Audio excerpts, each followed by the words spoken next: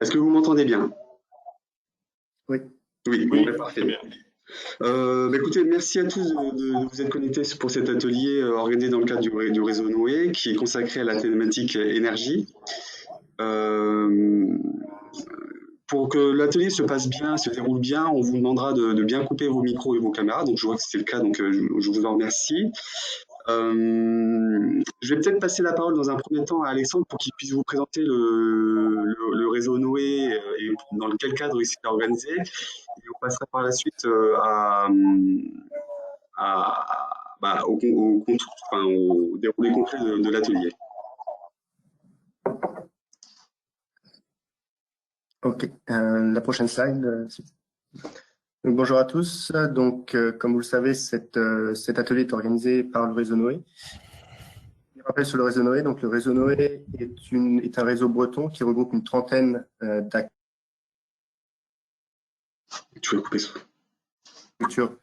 académiques et non académiques, et qui a pour objectif d'encourager et de faciliter l'accès des unités de recherche et des entreprises au financement européen, notamment le programme cadre d'Europe Horizon Europe.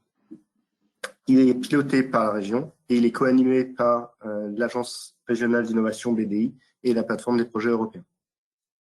Prochaine diapositive.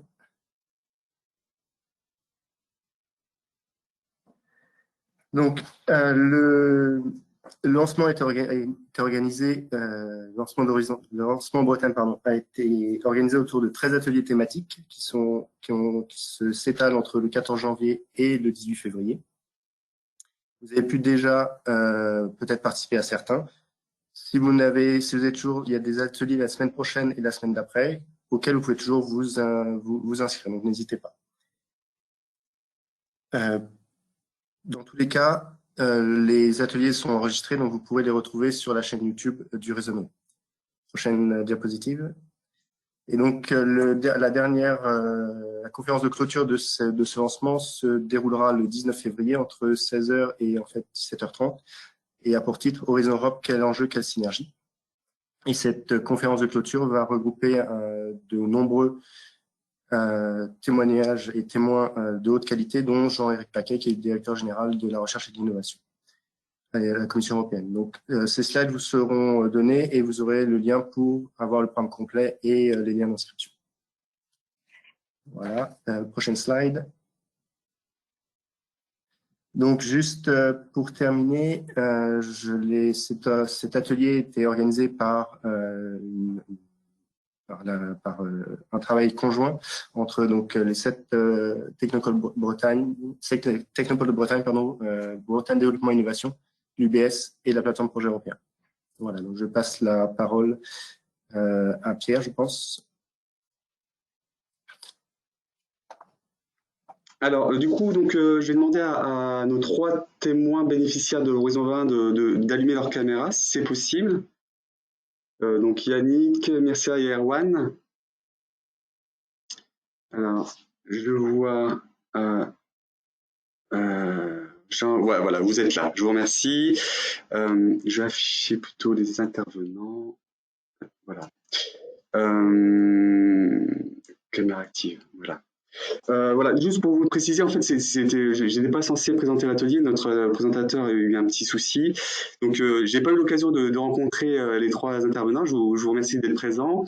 Donc là, ce petit moment qu'on a mis au début de l'atelier permettra d'un peu d'illustrer les intérêts, les structures des témoins et puis les points positifs des projets européens. Donc, écoutez, Yannick, je vous propose de commencer en ouvrant votre micro, si c'est possible, voilà, Ça y est, c'est fait. et de répondre en 2 points assez rapidement de quelle est votre structure et quel est le point positif de votre projet, des projets européens pour votre entité. Oui, donc bonjour à tous, Yannick Bian, Chantier Bretagne Sud. Donc on est dans un projet européen qui s'appelle The Element. Donc c'est un projet qui a vocation à tester une hydrolienne et notamment les Henri Dettel. Donc c'est sous la direction de la société Nova Innovation, une société écossaise. Pour nous, ça permet d'accompagner en fait le développement de l'entreprise, notamment dans sa capacité industrielle à construire des hydroliennes et à les tester sur notre site d'essai. Voilà, c'est vraiment pour nous le point positif et une réelle montée en compétences pour nous depuis plus d'1 an maintenant. Merci. Du coup, Mircea, en fait, les mêmes questions, un peu, présentez-vous en quelques mots et puis les points positifs pour votre projet. Je crois que notamment, ça concerne l'effet réseau pour votre structure. Bonjour à tous, je suis Mircea Modranou, je viens d'Irlande, de l'Institut national qui s'appelle Tyndall, qui fait partie de l'université de College Cork. Notre projet, NanoIH, c'est un projet qui vient sur la filière fête proactive. C'est un projet qu'on propose d'avoir de nouvelles sources d'énergie pour l'Internet of Things, Internet of Things. Ça veut dire qu'on voulait proposer qu'on a une ouverture pour faire la fabrication en masse des sources d'énergie. Ça vient qu'on récupère l'énergie du milieu ambiant.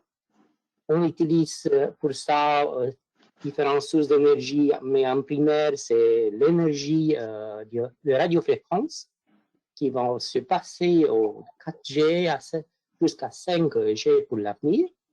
Et on va aussi inclure aussi des petites batteries sous la forme de supercapaciteurs. Et l'idée de notre projet est de trouver le moyen de faire la fabrication sur la grande surface.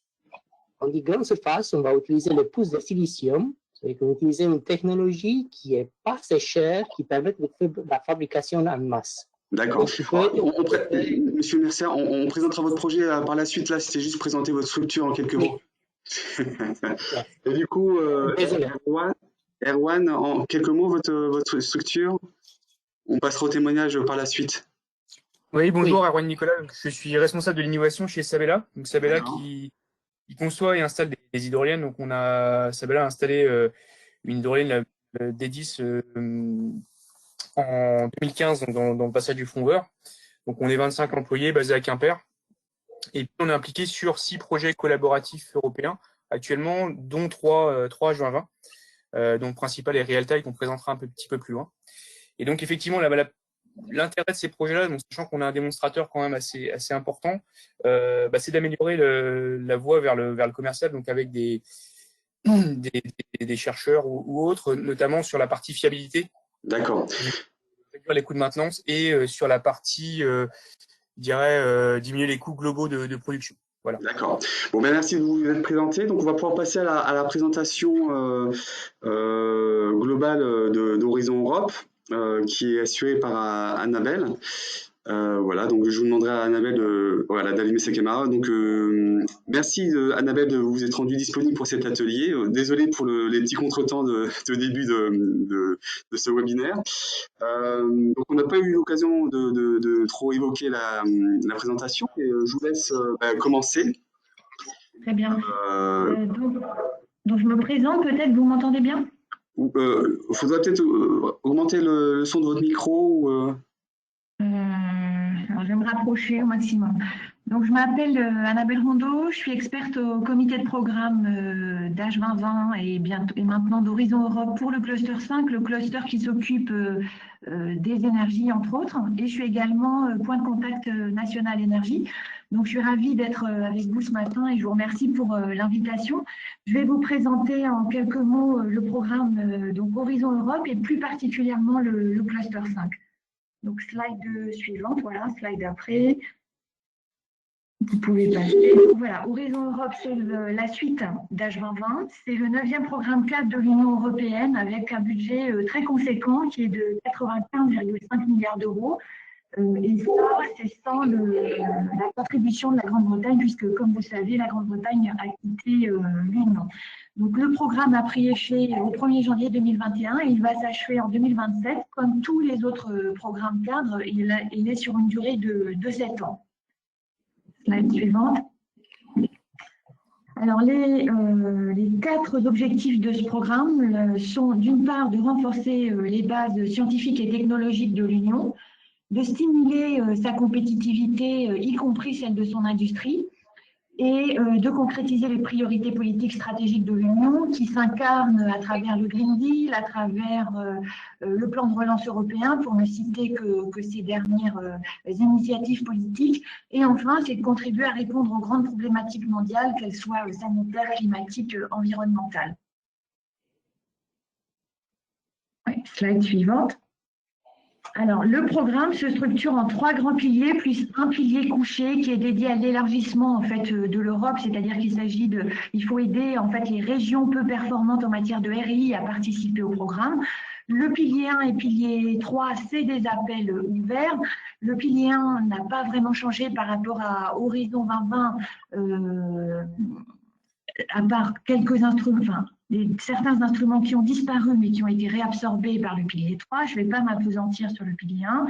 Et le pilier 3 comprend, alors pour les PME, c'est très important, ce nouvel instrument qui est le Conseil européen d'innovation, qui a déjà été testé sous la fin d'H 2020 avec ces 2 instruments que sont le Pathfinder et l'accélérateur. Donc, j'en dis pas plus à ce sujet. Je me focalise maintenant sur le pilier 2 qui est autour des grandes problématiques mondiales et de la compétitivité industrielle européenne. C'est finalement l'ancien pilier 3 qui était dédié à des défis sociétaux. La seule différence, c'est qu'il y a moins de défis, donc on appelle maintenant moins de clusters. Des thématiques ont été rapprochées parce qu'on estime qu'elles ont des objectifs communs ou s'appuient sur des technologies communes. C'est le cas, par exemple, du climat, des énergies et de la mobilité. Vous voyez à droite, non, juste avant, la répartition budgétaire, juste un mot, voilà. C'est le pilier 2 qui concentre vraiment l'essentiel du budget. Le cluster 5, donc dédié au climat, aux énergies et à la mobilité, c'est 15,1 milliards d'euros. Et le cluster 4, c'est le plus gros, celui qui est dédié au numérique, à l'industrie et à l'espace, c'est 15,3 milliards d'euros. Si vous vous intéressez aux énergies, c'est vrai qu'il faut regarder les appels qui vont se trouver dans ce cluster 5, mais ne négligez pas les autres clusters, typiquement le cluster 4, numérique, industrie, espace. La partie industrie s'intéresse par exemple à la gestion des déchets des industries. Il y a certainement un peu de coloration énergétique un peu partout, y compris aussi dans le défi sécurité, le défi SHS, etc. Donc vraiment garder une espèce d'ouverture d'esprit pour regarder et contrôler un petit peu ce qui se passe dans les autres clusters. On vient maintenant au cluster 5 pour un petit peu faire une présentation plus détaillée. Voilà. Vous pouvez avancer. Donc, ces objectifs, je dirais qu'il y en a un principal, c'est de parvenir à la neutralité climatique d'ici à 2050 et en cela de répondre aux grands textes que sont les accords de Paris, le pacte vert et le plan de relance, via des actions qui devront créer plus d'emplois, de meilleure qualité, accélérer la transformation industrielle et la numérisation et générer une croissance fondée sur l'innovation et l'inclusion. Vous pouvez passer. Slide suivante, voilà. Donc le cluster 5, comment est-ce qu'il se présente, comment est-ce qu'il s'articule? Alors, le programme de travail 2021-2022, donc vous savez qu'il y a tous les 2 ans un programme de travail qui est publié et qui contient les appels à projets. En l'occurrence, le premier programme de travail a été négocié entre les États membres et la Commission durant la fin d'année 2020, début 2021. On est arrivé à une version assez aboutie, mais qui est encore un draft. Et ce que je vous présente, c'est l'architecture telle qu'elle a été validée lors de ces échanges. Mais la version finale, avec tous ces drafts et tous ces appels finaux, sera publiée en avril, début avril. Néanmoins, on peut déjà voir qu'il y a une architecture donc, autour de 6 destinations. Cette architecture devrait être normalement pérenne tout au long du programme. La première destination est plutôt réservée aux projets, aux propositions autour du climat. La destination 2, c'est des actions transverses qui vont avoir un effet à la fois pour le climat, les énergies et la mobilité. Typiquement, c'est des appels sur les batteries que l'on va trouver là-dedans, ou tout ce qui a un intérêt pour les villes et les communautés. Et la destination 3, pour les acteurs qui s'intéressent aux énergies, eh bien c'est là que vont se situer les appels à projets, notamment sous les sous-rubriques Global Leadership, Renewable Energy, les énergies systèmes, tout ce qui est grille des stockages, et la capacité de stockage du carbone. La 4e destination, c'est plus sur l'efficacité énergétique des bâtiments et des industries, et les destinations 5 et 6 autour de la mobilité. Les premiers calls, les premières calls normalement à s'ouvrir, donc c'est autour du 15 avril. Et les premières clôtures devraient intervenir fin août 2021, le 26 août 2021. Encore une fois, j'utilise le conditionnel parce que la version finale de ce draft sera publiée qu'en avril. C'est vraiment celle-là qui compte. Donc voilà, vous pourrez avancer. Un mot sur les partenariats et les missions dont vous avez certainement entendu parler. Donc en 2020, enfin 2019-2021, la Commission a estimé qu'il y avait vraiment beaucoup de partenariats sous Horizon 2020. Elle a voulu un peu rationaliser tout ça. Elle les a classés en 3 grandes catégories. Donc coprogrammés, cofinancés et institutionnalisés. Pour les coprogrammés et les cofinancés, je ne rentre pas dans le détail. Ce qui est transparent pour vous, c'est qu'à chaque fois qu'il y a un appel qui émane de ces partenariats, dans le programme de travail. Donc, c'est transparent. Il faut vraiment vous référer au programme de travail.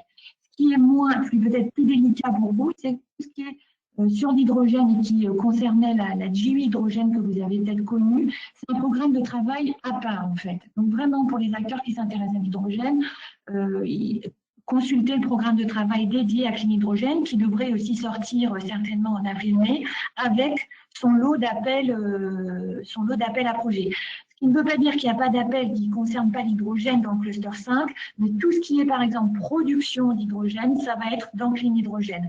Le cluster 5, c'est plutôt de l'intégration de briques hydrogène. Voilà. Et vous avez aussi peut-être entendu parler des missions, ça c'est une grande nouveauté, qui doivent atteindre, autour de grands défis. En l'occurrence pour le cluster 5, deux intéressent le cluster 5, c'est la mission ville et la mission adaptation au changement climatique. J'en dirai pas plus aujourd'hui parce qu'en fait on est dans une phase préparatoire. Il y a des appels préparatoires qui sont en cours d'élaboration pour justement préparer l'organisation de ces missions. Donc voilà, mais ce n'est pas sans impact non plus sur le cluster 5. Slide suivante, et je crois que ça sera la pénultième ou l'antépénultième. Un petit peut-être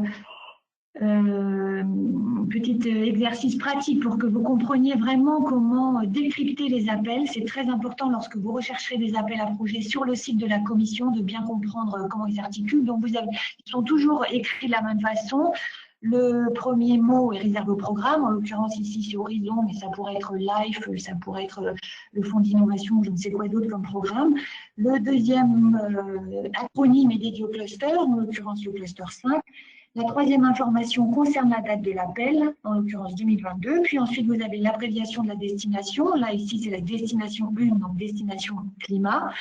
L'avant-dernier chiffre, c'est la vague de l'appel, c'est la petite nouveauté. La commission a fait différentes vagues, 1, 2, 3 par année d'appel.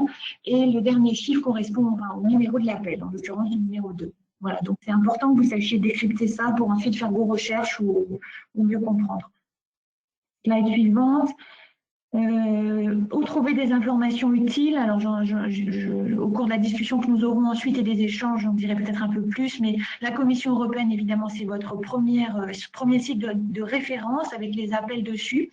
Il y a également, toujours émanant de la Commission européenne, un site qui s'appelle le dashboard où vous pouvez trouver des statistiques sur les appels déjà déposés et remportés. Et ça, c'est très important de s'y référer quand on souhaite nous-mêmes déposer un appel à projet.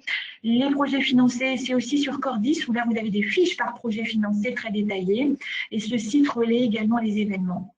Le site français, le tout nouveau site français Horizon Europe, pour lequel à la fin de ma présentation, je vous mets la référence. Là aussi, relaie les appels, relaie les événements de réseautage, d'information. Et puis, vous avez tout un tas de fiches pratiques, notamment les fiches pratiques faites par les points de contact nationaux juridiques et financières. Et ça rejoint ma slide d'après.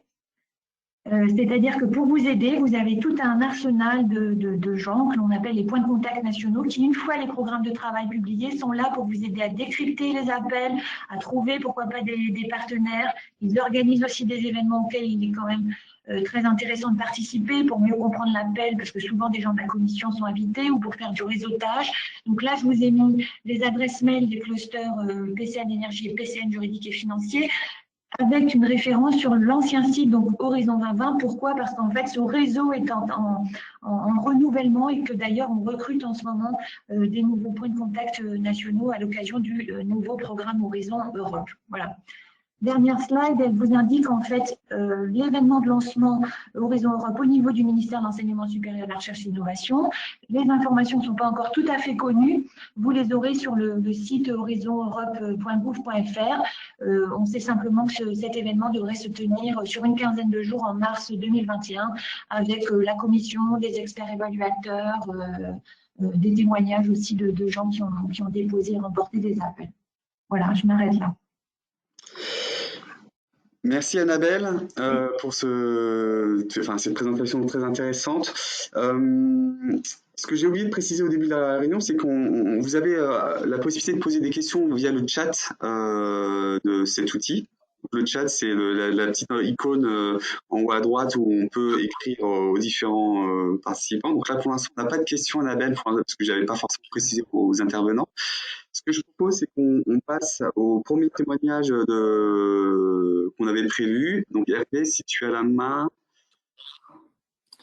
Oui, merci à tous, et bonjour à tous. Merci d'être présents à ce webinaire sur le programme Horizon 2020 et sur la partie énergie, énergie-climat. Et merci beaucoup, Madame Rondeau, de nous avoir présenté effectivement les orientations de ce prochain programme qui va débuter très prochainement. On a demandé effectivement à trois sociétés ou trois établissements qui ont déjà participé à des projets et en particulier, on va redonner la parole à Yannick Bihan qui est dirigeant des Chantiers Bretagne Sud, qui est déjà très impliqué puisque Yannick, la Chantier Bretagne Sud développe des bateaux à propulsion électrique avec des sources d'énergie, des combustibles d'hydrogène, développe aussi des hydroliennes. Donc, comment une société, une PME du Morbihan s'inscrit dans des grands programmes comme ça? Yannick, on te laisse la parole. Oui, bon, donc rebonjour à tous. Donc en fait, la démarche, ça a été avec BDI, Bretagne Développement International, qui nous a fait rentrer en contact avec Nova Innovation. Donc effectivement, au début, on se demande comment une PME peut rentrer dans ce genre de projet. Finalement, avec l'accompagnement de BDI, ça a été possible. Et ça demande en fait une masse de travail importante en termes de dossiers et autres, mais la finalité est particulièrement intéressante et effectivement le dossier permet de rentrer avec il y a différents interlocuteurs, il y a le DNV, il y a le France Énergie Marine, il y a Strathclyde, voilà, différentes entités européennes permettent de monter en compétences. Donc il y a plusieurs étapes. Il y a l'étape en fait étude, mise au point, et l'objectif en fait ça va être de mettre à l'eau l'hydrolienne à l'automne 2021. Donc c'est une hydrolienne de 5 mètres de diamètre et ça fait augmenter la connaissance générale dans ce domaine-là. Voilà. Je sais pas si Hervé, tu souhaites que j'en dise plus?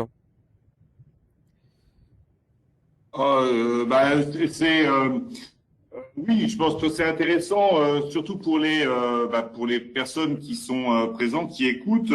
Je dirais, c'est des accompagnements. Est-ce que toi, tu n'es pas coordinateur, c'est ce que tu as dit, c'était Nova Innovation. Mais la responsabilité du développement technique, est-ce que et elle est partagée entre toi et d'autres structures ou ton rôle, le rôle des chantiers dans ce projet, c'est le développement technique? Alors notre rôle en fait, il est d'accueillir. Nous on a un rôle de coordinateur pour la phase des essais, pour se mettre en lien avec les différentes administrations. Donc on a un rôle pour assembler l'hydrolienne, donc en partenariat avec les différents acteurs. Donc on a un rôle technique et on a un rôle de lien administratif pour donner en fait les caractéristiques environnementales de la zone, et ensuite d'être capable de déployer et de démobiliser ensuite l'hydrolienne.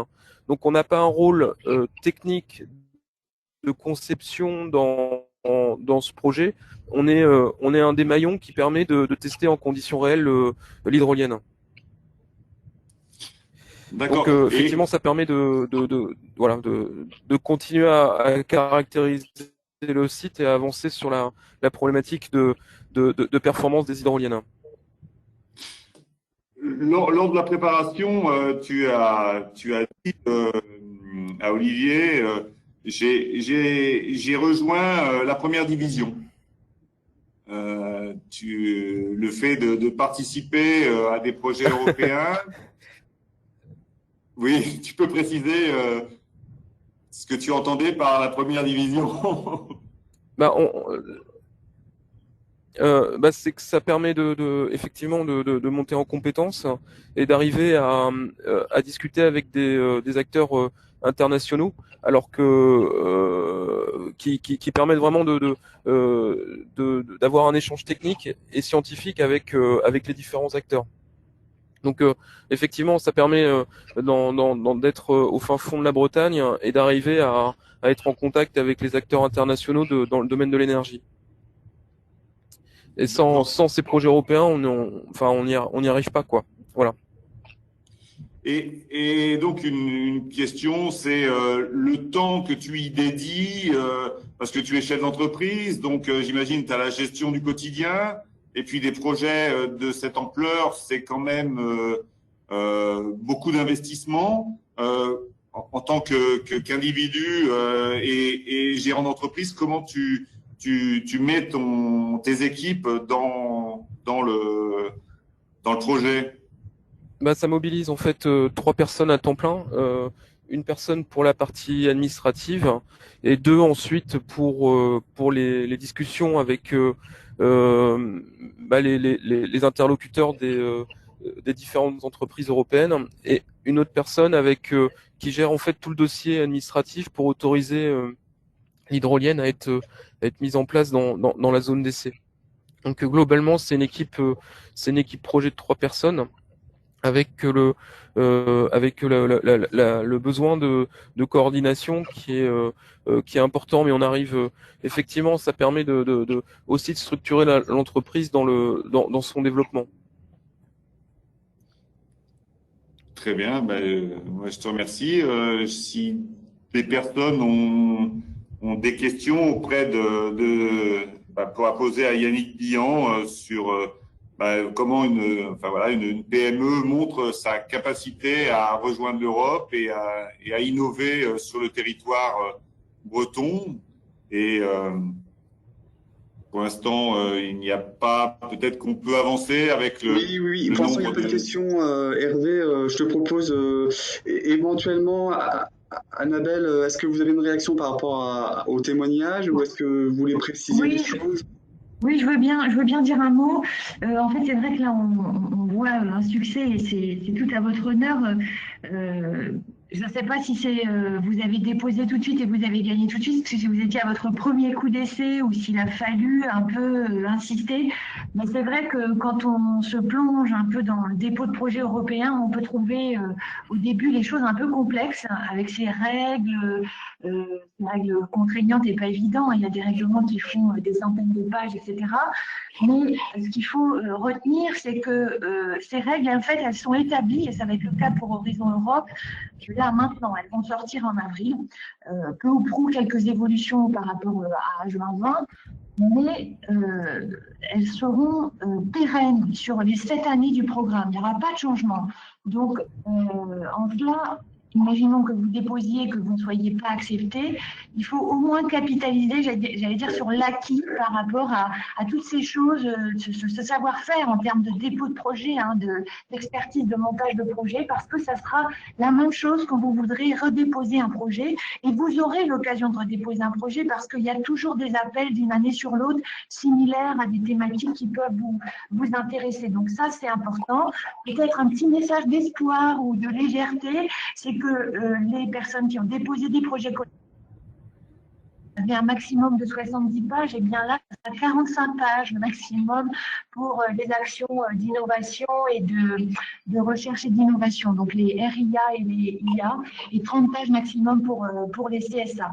Dans le chat, je vous ai mis en fait un lien mail sur les premiers éclairages sur les conditions de participation. Je vous invite à le consulter, ça vous donnera déjà une bonne idée, même si encore une fois, les textes réglementaires, la base légale, tout ça n'est pas encore finalisé, qu'il peut y avoir des modifications à la marge, mais vous aurez déjà des bonnes indications de comment vous préparer votre consortium, par exemple.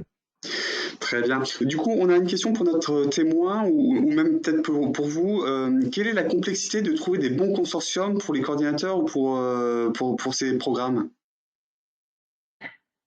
Je veux dire un mot, je ne sais pas s'il y a une complexité, en tout cas il y a une règle, la règle de base, c'est qu'il faut être au moins trois entités différentes de 3 États membres ou associés, et la petite nouveauté pour Horizon Europe, c'est qu'il faut au moins parmi ces 3 entités, une entité d'un État membre, ce qui n'était pas le cas sur Horizon 2020. Donc c'est vrai qu'en amont, il faut réseauter, participer à ces événements que propose la Commission ou le MESRI pour justement trouver des partenaires. Et puis, il y a aussi des outils web qui existent pour trouver des partenaires. Commencer par la page de l'appel de la commission. Vous pouvez déposer vos offres de compétences ou voir qui s'intéresse à l'appel en question. Les PCN sont là aussi pour vous aider. Il n'y a pas de bon consortium. Ce que je peux vous dire, c'est qu'on ne fait pas un consortium en faisant du copinage. Il y a un maître mot peut-être à retenir quand on fait un consortium, c'est complémentarité.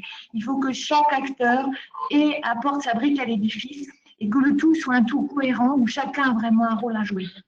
Très bien, oui, ce que je retiens, c'est que c'est fait, c'est pas vraiment complexe, mais quand on est une entreprise ou une entité qui n'a pas beaucoup d'expérience dans ces projets européens, la première règle, et vous l'avez dit, c'est de se faire identifier, parce que les consortiums se montent, ils cherchent des partenaires, donc si jamais vous voulez les trouver ou être trouvés, il faut se rendre visible au niveau de ces réseaux, donc pour réseauter, participer à des réunions, et c'est, je crois, le maître mot quand on est un peu primo-accédant, on va dire.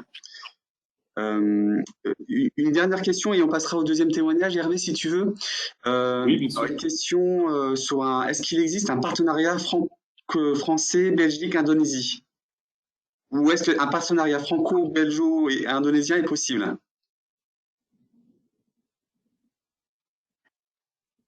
Techniquement, ce n'est pas éligible, puisqu'il faut être au moins 3 entités de 3 États membres ou associés différents. Voilà, donc Donc voilà. là, j'en vois que 2, il en manque un. Mais l'Indonésie peut tout à fait participer, simplement, elle sera pas, le financement qu'elle demandera ne sera pas fait par l'Europe. Ça sera peut-être par son agence nationale, puisqu'elle n'est pas considérée comme un pays d'États membres ou associés. Donc voilà. Hervé, je te propose de passer au deuxième témoignage. Oui, donc on a Olivier Durand de l'INSAREN qui va nous présenter le projet Nano EH. Donc là, on est plutôt sur de la recherche amont ou un peu plus amont que le précédent témoignage de Yannick Billan sur l'hydrolienne. Olivier, pardon, oui, non, j'ai dû me tromper. Excusez-moi, dans le programme. Je suis désolé. Non, c'est bien. Et effectivement, c'est pas Olivier Durand, mais c'est Mircea Modreanu qui est chercheur, excusez-moi, au Tyndall National Institute University College de Cork et qui va présenter donc le projet Nano EH et les nanomatériaux pour le stockage d'énergie. Et les IoT, quoi. Bonjour à tous, merci Hervé pour mon introduction. Comme je dis, je viens de Tyndall National Institute, qui est en Cork, en Sud-Irlande. Deux mots de Tyndall. Tyndall, c'est une institut de recherche national, c'est le seul institut de recherche national pur, si vous voulez dire ça. C'est l'équivalent de l'ETI en France. Vous savez que Tyndall a été impliqué dans l'horizon 2020 dans 100 projets qu'on a gagnés ou comme coordinateur ou comme partenaire. Dans ce projet NanoIH, je suis le coordinateur de ce projet. Et je suis désolé, mon collègue Olivier n'était pas disponible ce matin de parler du projet. Et notre projet, il s'agit de trouver de nouvelles sources pour la prochaine génération de dispositifs type Internet of Things.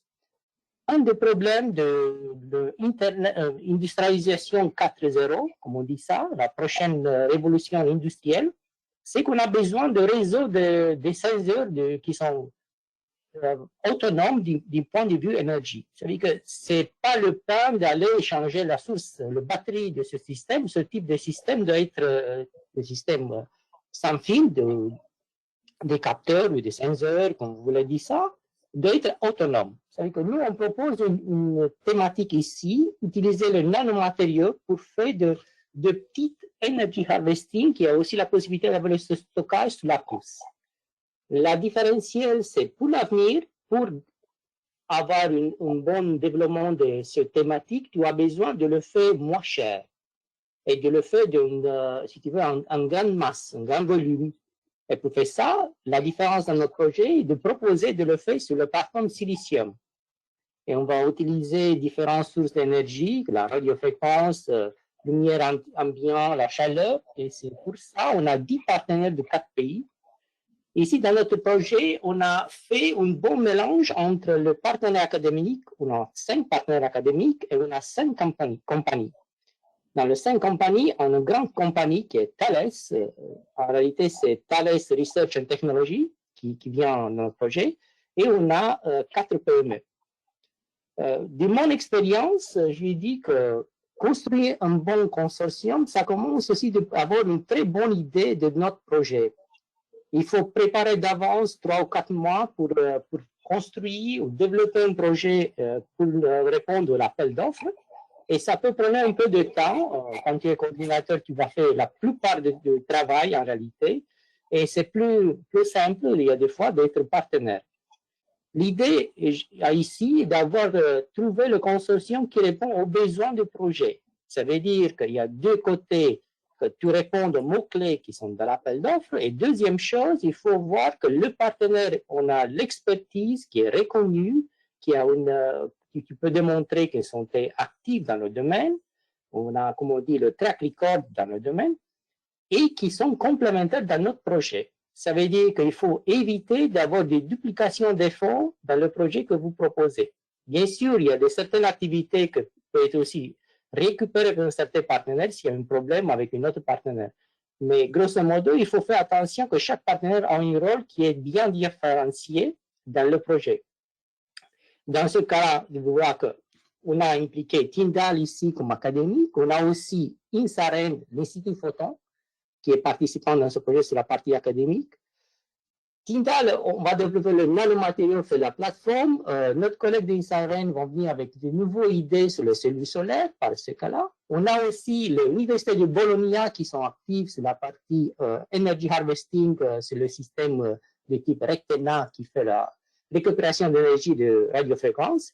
On a aussi notre collègue de l'Université Polytechnique de la Marche qui vont faire un travail sur le modeling de nanomatériaux. Et après, on a AMT Bucarest, un partenaire qui va s'impliquer aussi au développement de dispositifs. Oui. Il y a aussi je pense qu'il y a des gens qui ont laissé leur micro et ça fait un écho. Est-ce que vous pourriez éteindre vos micros? Oui, excusez-moi, Mircea. Non, c'est pas grave.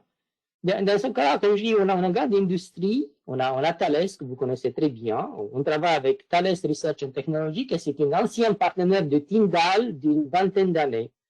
On a aussi une petite société qui était autour de Paris, qui s'appelle Theox, qui est un spin-off de Thales. Et on a aussi la petite société Verte qui finalement va être remplacée avec une autre petite PME espagnole qui s'occupe de Life Cycle and Life Cost Analysis. Et on a une petite PME roumaine qui s'appelle Nanomens et aussi une petite PME qui vient d'Italie, de la région de Perugia. C'est vrai qu'on a une balance entre le partenaire académique et le partenaire industriel. Une des choses qui est très importante quand on monte un projet de ce type, c'est qu'on a trois sections à remplir. La première section, c'est la section scientifique, si vous voulez. C'est très clair que l'idée est qu'est-ce qu'on propose de démarche doit être innovative, qui doit être derrière l'état des arts. La deuxième partie, ça vient de la partie impact, c'est ici où la participation de la compagnie va faire la différence. Et pourquoi ça? Parce que nous, comme académiques, on peut dire ça, on peut faire des brevets, on peut faire donner des licences, mais on ne crée pas d'emploi. Si on dit grosso modo, on va promettre d'avoir un thésard ou quelques thésards ou un chercheur et des choses comme ça, mais ce sont les compagnies, les petites PME en principal, qui vont créer des emplois dans l'avenir. Ça veut dire que si on trouve des compagnies qui voulaient joindre notre projet, il doit aussi s'impliquer sur l'avenir pour faire un plan d'exploitation. Et ce plan d'exploitation doit être considéré qui était viable par les experts de la Commission européenne. Finalement, la troisième part, c'est la partie de l'implémentation que vous devez faire beaucoup d'attention quand vous écrivez ça, parce que finalement, dans la dernière appel d'offres, on gagne, on perd un projet à 0,1 ou 0,2. Ça veut dire un petit pourcentage, il y a une petite différence entre gagner et non gagner. C'est à cause de ça, il faut faire attention à toutes les trois sections et de bien polir les sections pour répondre aux besoins. Et qu'est-ce que c'est l'espérance, comme on dit, du côté référé, de voir dans notre projet, au niveau qu'est-ce qu'on propose.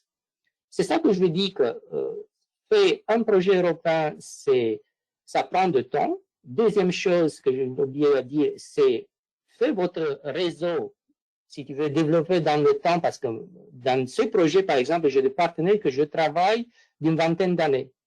Construire votre réseau d'une manière qui est assez complète, ça veut dire que vous pouvez avoir un projet, vous pouvez avoir plusieurs projets de ce type d'axe thématique, et ça veut dire que vous pouvez avoir besoin de différents partenaires. Et la troisième chose, préparez bien d'avance. Préparez bien d'avance parce que les projets européens sont difficiles à l'écrit dans un mois ou 2 mois. Ça prend beaucoup de petites choses à écrire, à remplir, beaucoup d'informations à mettre au point. Et ça prend du temps. Ça veut dire que si quelqu'un décide de s'impliquer à proposer un projet européen, normalement, vous le faites 3 mois avant le départ, de deadline, avant le deadline de projet. C'est notre expérience ici, que je peux dire ça. Et ça prend beaucoup de temps et il faut tenir le courage parce que ce projet, par exemple, c'est la deuxième fois que je proposais. La première fois, c'est pas passé. J'aurais fait le consortium, j'ai changé le consortium à 25%, j'ai changé les objectifs de projet et j'ai gagné la deuxième fois. Et ça veut dire qu'il y a beaucoup de projets qui ne se gagnent pas aux premières fois. Il faut être patient, essayer encore une fois et le bon résultat arrive. Et il faut aussi toujours prendre en considération l'avis des experts que vous pouvez obtenir avant la première fois que vous avez déposé le projet et essayer de répondre aux certaines questions qui sont vraiment très importantes. Et n'oubliez pas d'avoir un très bon projet au niveau scientifique. Parce que ça, c'est la première étape. On gagne ou on perd le projet si les premières 2 pages de notre proposition sont très bons. Ça fait la différence à mon avis. Si on ne donne pas une bonne idée, on ne donne pas de bons arguments à notre expert, dans les premières 2 pages, ça veut dire que va être difficile à gagner le projet. Ça veut dire qu'il y a un travail à faire qui doit être fait avec patience. C'est ça que je voulais dire de mon côté. Je ne sais pas si vous avez des questions. Je vous laisse.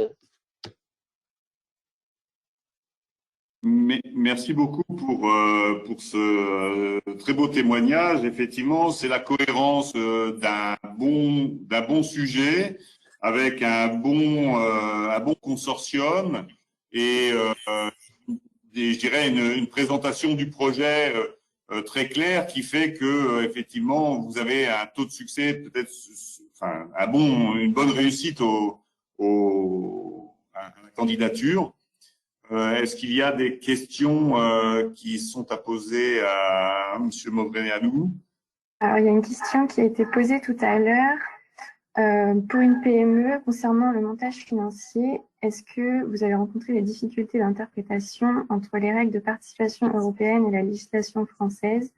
Avez-vous dû demander des éclairages sur la manière d'articuler législation française et les règles de participation?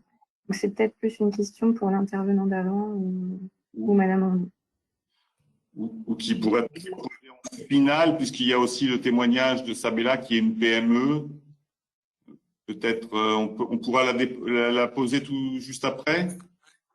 Ok, on la reposera. Moi, Monsieur Movreanu, vous avez parlé d'une connaissance des relations qui sont basées sur des relations anciennes. Hein, vous avez parlé d'une vingtaine d'années. Est-ce que l'intégration, je dirais, de nouveaux partenaires se fait, la recherche de nouveaux partenaires et l'intégration de nouveaux partenaires sur un projet comme celui-ci se fait par relation ou par candidature sur le site de la Commission européenne? Oui, dans ce cas-là, je le dois dire que dans ce projet, par exemple, j'ai inclus 4 partenaires que je n'ai pas travaillé avant. Vous savez que c'est le PME de Perugia que je ne connais pas, c'était Vertec, c'est aussi Nanom, et aussi c'est la première fois que je travaille avec le ministère de Bologna. De mon point de vue, tu dois faire la recherche de partenaires qui ont la bonne expertise et tu commences à discuter avec tes collègues et trouver le partenaire.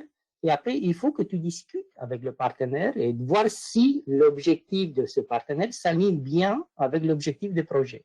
C'est-à-dire que le réseau se fait en discutant avec des collègues.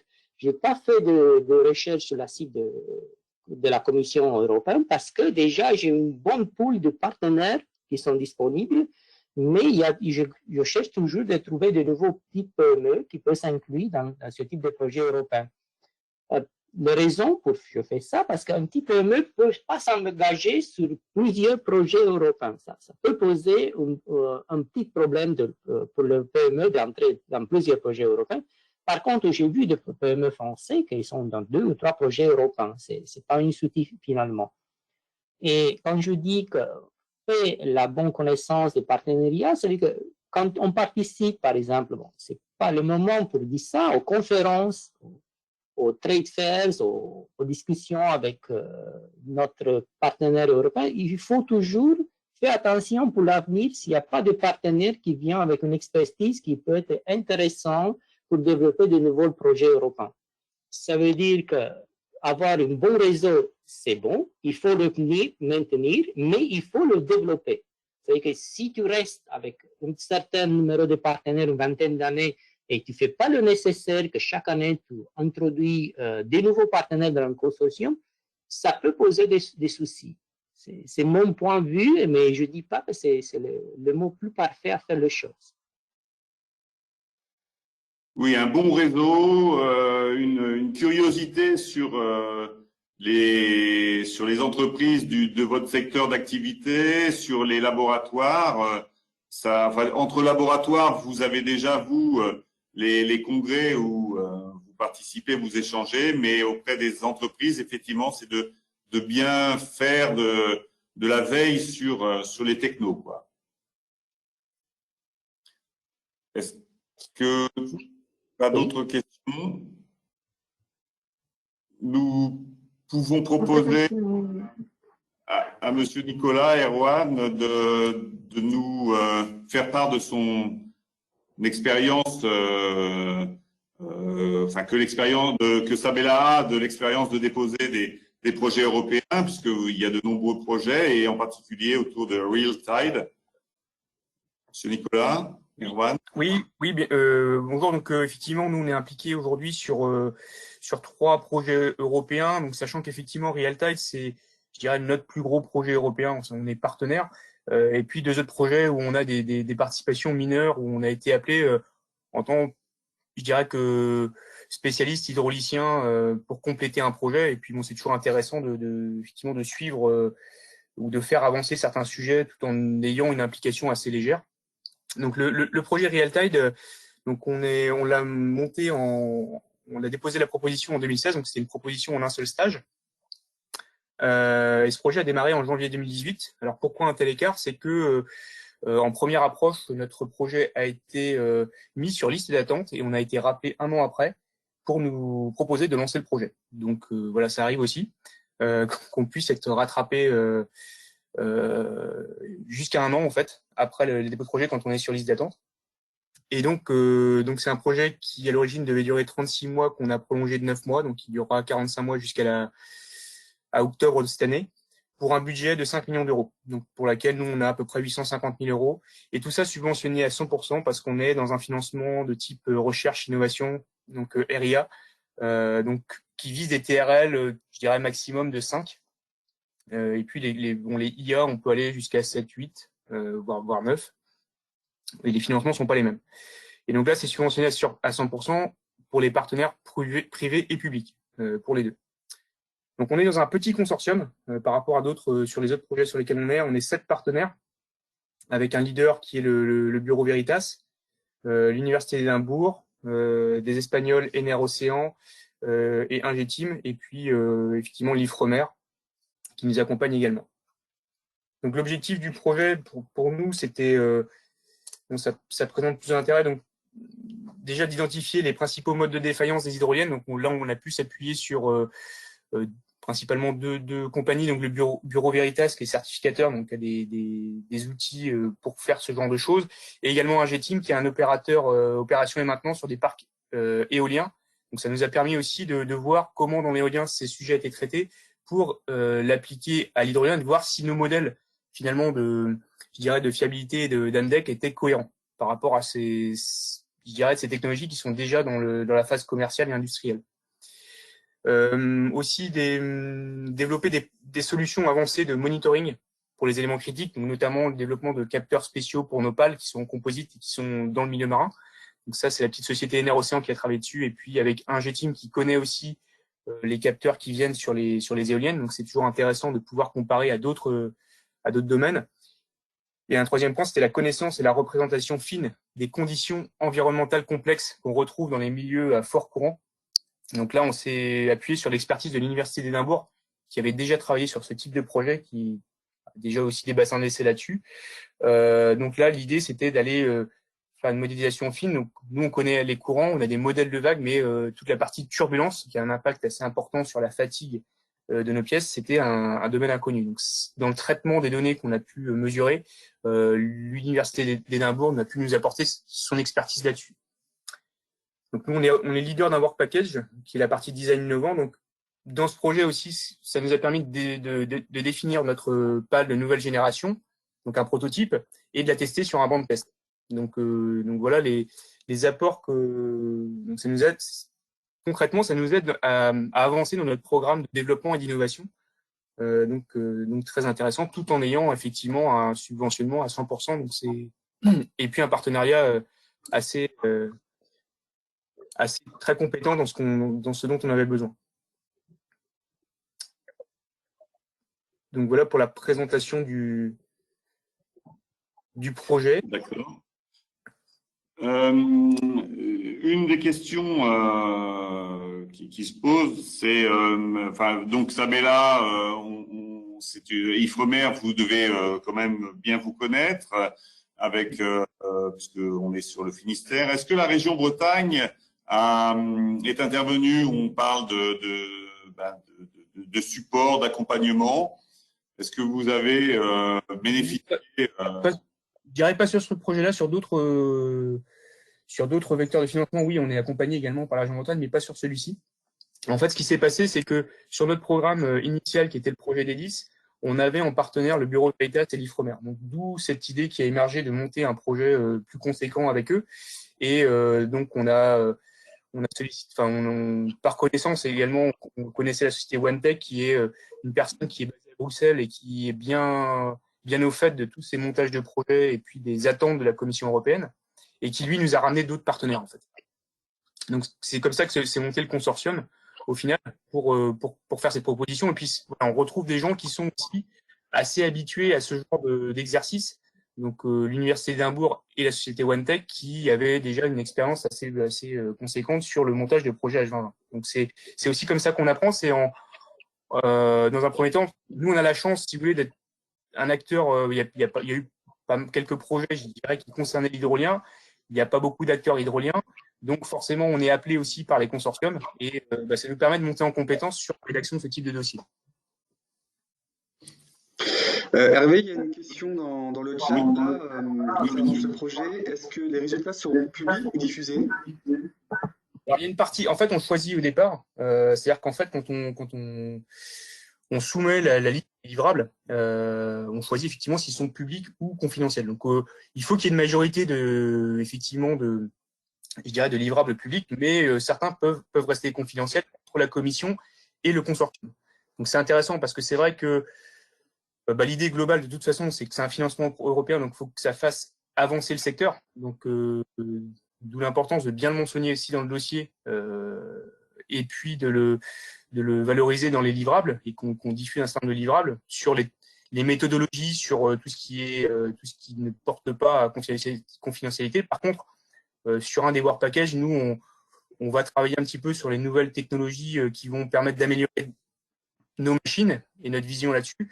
Celui-là, voilà, ça reste un peu confidentiel parce que c'est un petit peu notre savoir-faire, même si ça fait partie du projet. Donc voilà, on peut quand même avoir certains livrables qui restent confidentiels. D'accord. Du coup, Annabelle, est-ce que ça appelle une... Oui, moi j'ai deux questions pour monsieur en fait qui nous a fait un témoignage fort intéressant. La première, c'est qu'on a eu une description assez détaillée technique et j'imagine qu'il est rentré dans la partie excellence du projet. Maintenant, les acteurs en fait qui déposent sont souvent confrontés à des difficultés dans la partie impact, notamment trouver des informations et répondre à cette partie, que ce soit des impacts sociétaux, économique, etc.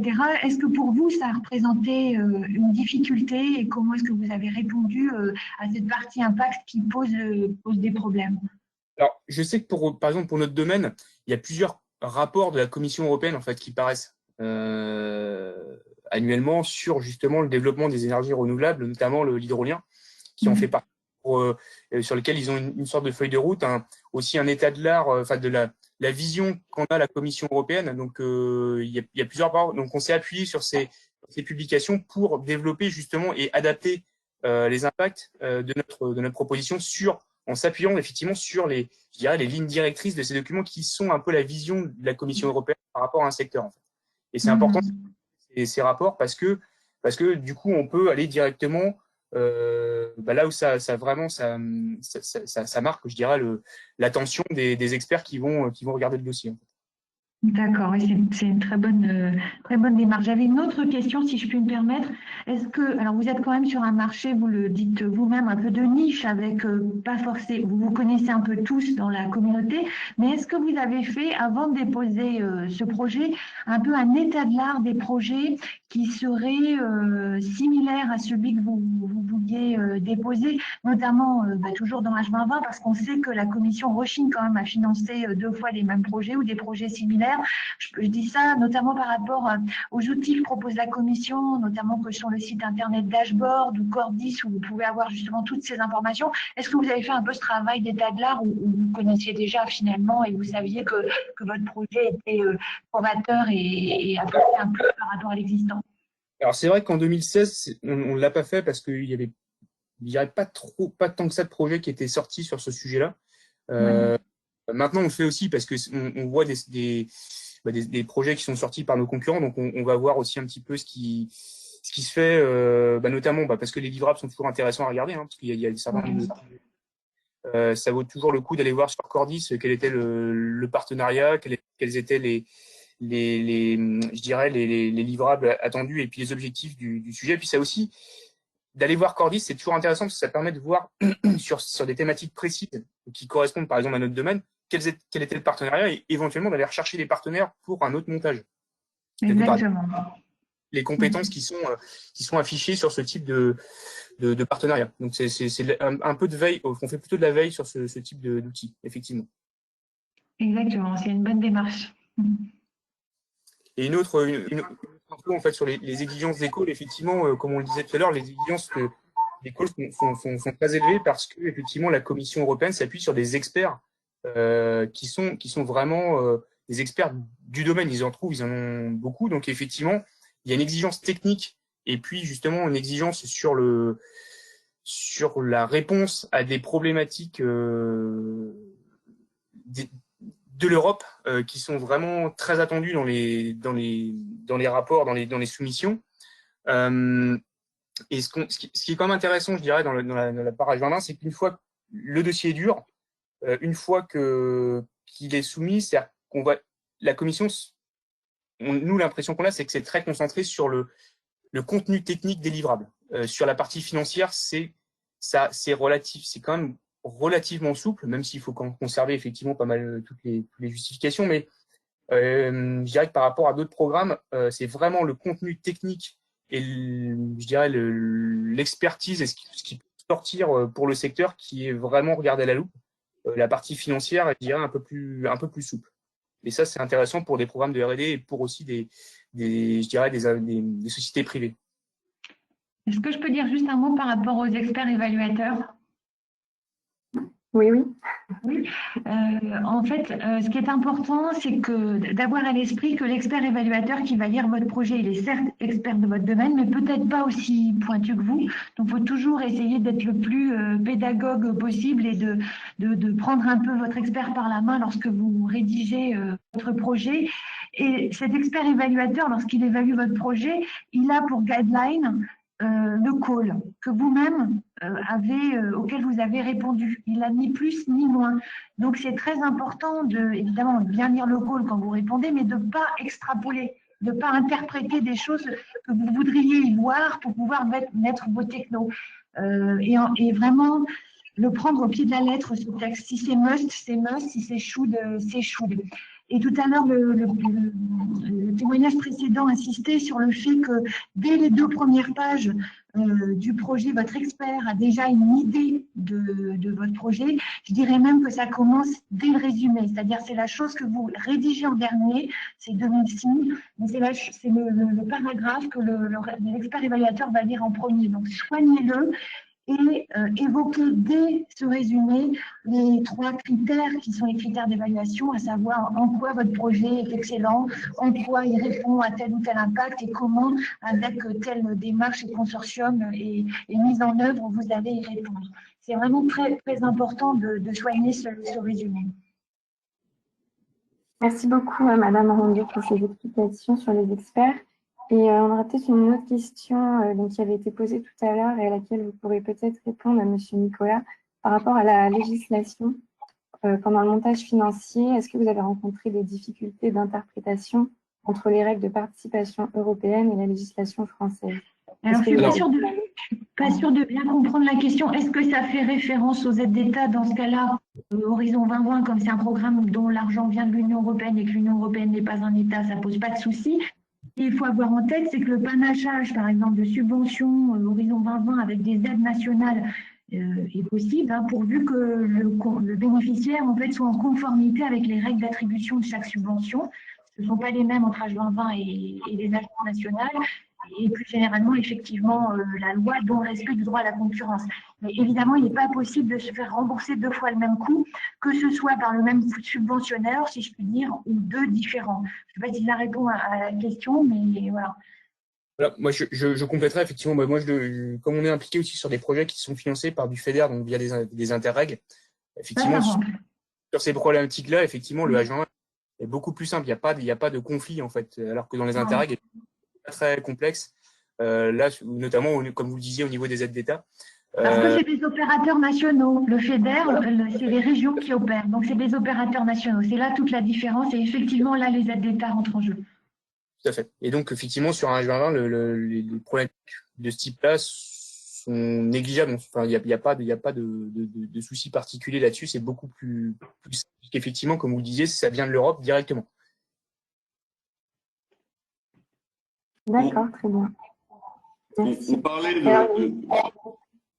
Oui, pardon, excusez-moi. Ce projet Real Tide est un peu ancien, mais si on prend l'implication ou le temps que ça a demandé à Sabella, ça a été quelque chose qui a dû être anticipé combien de temps avant, et ça vous a mobilisé beaucoup de temps, ou enfin comment je dirais, est-ce que ça vaut le coup en termes de, je pense que oui, hein, sinon vous l'auriez pas fait, mais c'est un gros investissement pour l'entreprise et pour le consortium, mais est-ce que ça vaut le coup au regard de, je dirais, de l'aide apportée?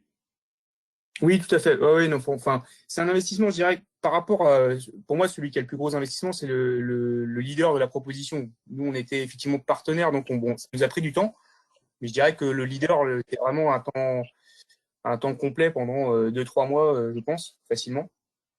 Nous, on était effectivement peut-être sur la proposition à un mi-temps sur les 3 mois à partir du moment où le pôle est apparu, et puis donc le consortium, déjà on avait parlé on savait un peu qui voulait, et puis on attendait un petit peu le call de regarder ce qui se passait, mais l'investissement est très intéressant parce que voilà, ça nous a fait monter en expertise, comme je disais tout à l'heure, sur l'analyse des courants marins, bon, qui ont des impacts sur le dimensionnement de nos machines, sur la fiabilité aussi, de comparer nos modèles par rapport à ce qui se fait dans l'éolien ou ce qui est étudié chez le Bureau Veritas, donc de voir si nos outils allaient trop loin, étaient trop, je dirais, trop superficiels. Bah voilà, donc, et puis on a pu construire aussi un prototype de pale et le tester sur un banc, donc c'est quand même, ça nous permet d'anticiper un peu nos nouveaux développements, et puis de le partager dans le consortium. L'autre intérêt aussi, on le voit aussi sur d'autres projets H20 qu'on a, c'est que on a des partenaires qui sont des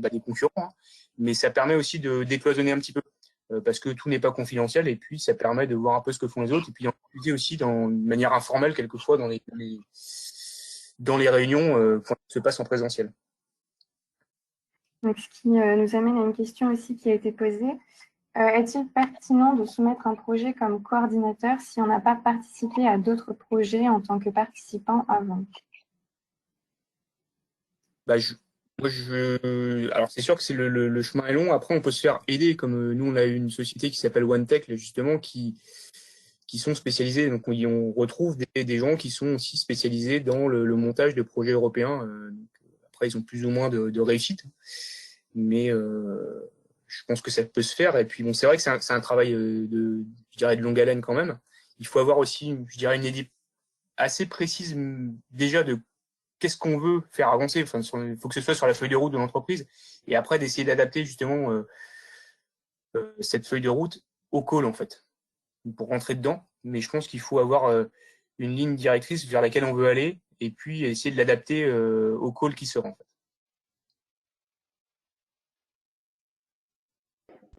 Est-ce qu'il y a des personnes qui ont d'autres questions? Donc, on a encore quelques minutes si vous pouvez poser des questions dans le chat.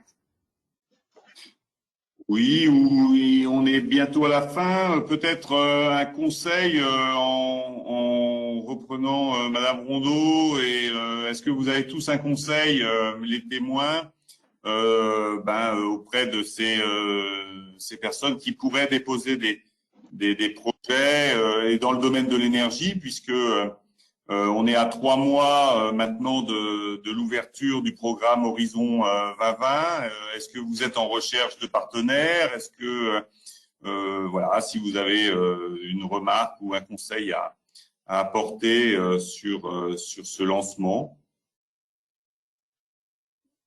Peut-être Madame Rondeau, est-ce qu'il y a une filière plus intéressante qu'une autre? Est-ce qu'il faut suivre plutôt les propositions ou les orientations, je dirais, qui sont données par les États? On voit beaucoup en France parler d'hydrogène, d'énergie renouvelable, de stockage de carbone. Par rapport à ça, je dirais que les les priorités politiques de la France convergent quand même encore largement avec celles de l'Union, et heureusement, hein, notamment hydrogène, batterie, etc. Il y a bon nombre de papiers qui sont sortis, et c'est ce que disait l'intervenant du dernier témoignage. C'est important d'avoir ces papiers en tête, hein. Je pense aux acteurs là, qui s'intéressent au système énergétique. Durant l'été 2020, il y a eu un papier sur l'intégration des systèmes énergétiques, hein. Tout ça, c'est des notions auxquelles la Commission tient beaucoup. Elle ne veut plus vraiment, par exemple, financer en silo et cherche à vraiment intégrer tout ce qui est dans le domaine des systèmes énergétiques. Après, peut-être juste encore un dernier conseil, et puis aussi pour rappeler vraiment que cette communauté de points de contact national est là pour vous aider. C'est vrai qu'on a dit que pour déposer un projet Horizon 2020 et maintenant Horizon Europe, il est très important de s'y prendre longtemps à l'avance. 3-4 mois, c'est presque un minimum.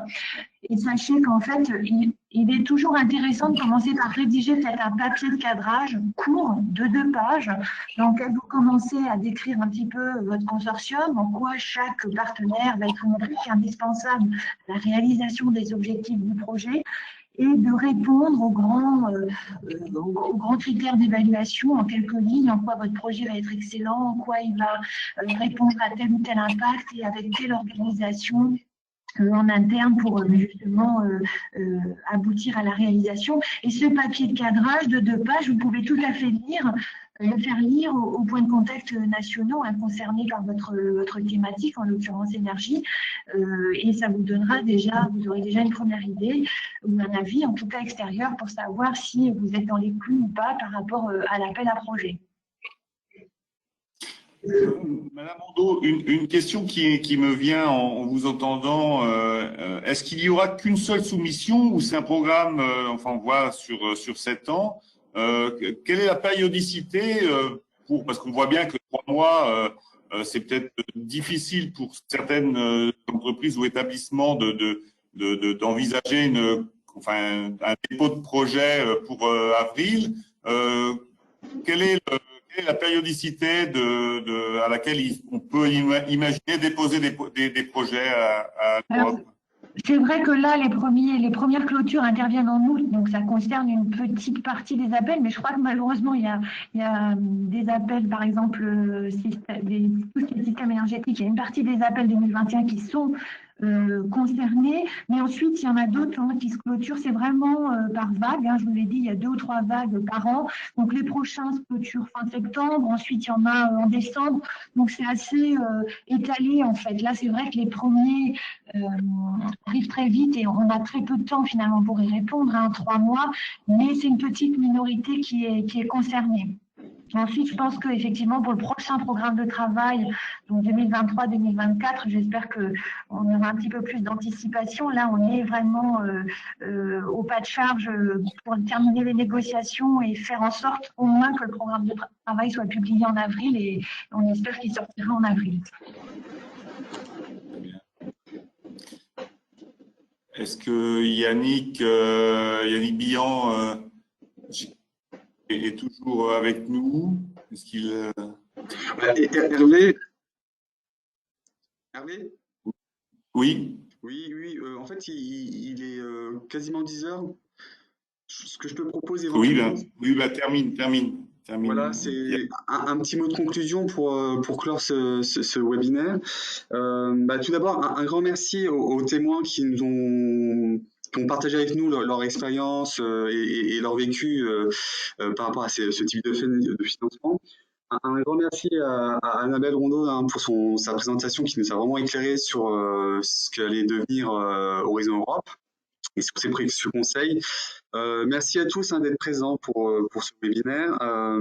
Et puis alors à l'équipe organisatrice de Noé qui a participé soit pour les questions, soit pour la préparation des témoignages, soit pour l'animation. Et puis un dernier mot pour s'excuser un peu du problème technique en début de réunion où on a été obligé de basculer d'outils. Voilà. Donc je vous souhaite une bonne journée.